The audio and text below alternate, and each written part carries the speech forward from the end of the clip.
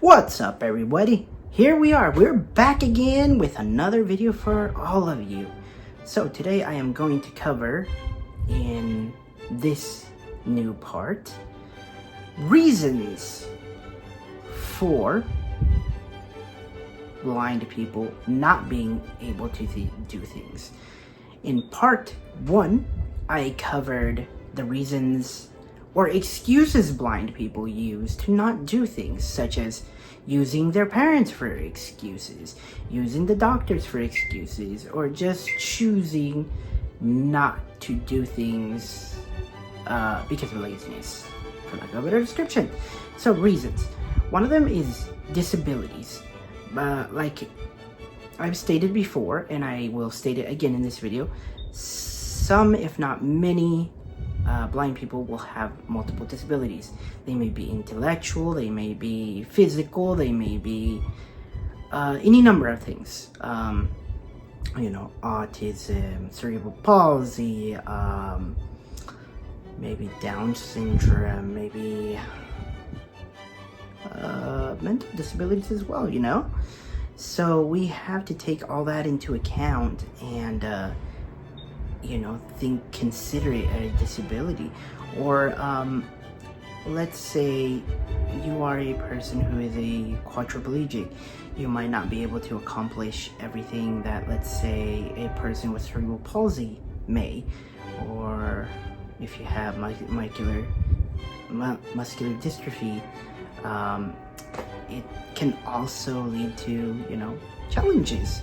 But of course, there are some of us who fight against that, and we sit there and we work really, really, really hard to defeat our disability and prove to people who tell us, oh, we can't do this, we can't do that, and do the best we can with what we have, and are able to overcome some of those challenges. Another reason that I can see is some of this stuff is impossible. Like, for example, me, I love cars. There's no way I can drive. Still love them though. Why? Because I'm blind. I won't be able to see where I'm going. Maybe in the future there'll be like an autonomous car or whatever that I can own, but at the end of the day, as of right now, that's not a thing, so no, I can't drive. Why? Because I'm blind. Another thing, maybe due to your disability, maybe you can't physically do things. Like some people with cerebral palsy, due to how tight their muscles are in their hands or whatever the case may be, they're not able to manipulate specific items, so they are not able to cook. They're not able to maybe shower on their own, so they need the assistance of someone else. So that is a big one there for everybody to consider when viewing a disability and the limitations of that person's disability. Again, I would like to restate here that some people are able to overcome those challenges and find a way to do those things. Like, for example, showering on their own. They get contraptions, they get aids that help them with those things. But you never know until you look, and if you're the person who likes to try, you should always do it. I am not going to discourage that. But the other thing that I'm not encouraging or discouraging is independence. I personally think independence is very important, but also over independence can be a hindrance. Because some of us are really dumb as blind people. We think, oh, we're the kings of the world and queens of the world. We're able to do whatever we want. And we have our limitations, guys. We need to learn to work with our disability, not let organizations mislead us to think, oh, you are able to do as much as a sighted person. Absolutely, you can. But you need to keep into consideration your disability or disabilities and what actually you can do as a person, not what others tell you can or cannot do. only you internally know what you can accomplish and what you can't. And accept yourself. That's another big reason that people who are blind struggle so much.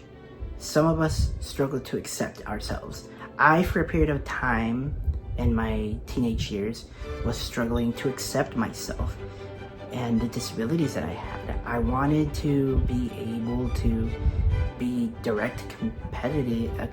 competitive directly with my sighted peers, because I went to public school. I didn't go to a blind school. I went to public school with everybody else. Those people who had disabilities. I went to school with what society calls normal, because all of us are different. All of us are similar but unique in our own ways as well. But I did struggle because I wanted to do a lot of things that my sighted peers were doing, and unfortunately I couldn't for whatever reason. Sometimes I didn't have the resources available to me to be able to do those things, and sometimes I I was discouraged by other people, so here's the video for today. I hope everybody enjoys. Like, comment, subscribe, follow.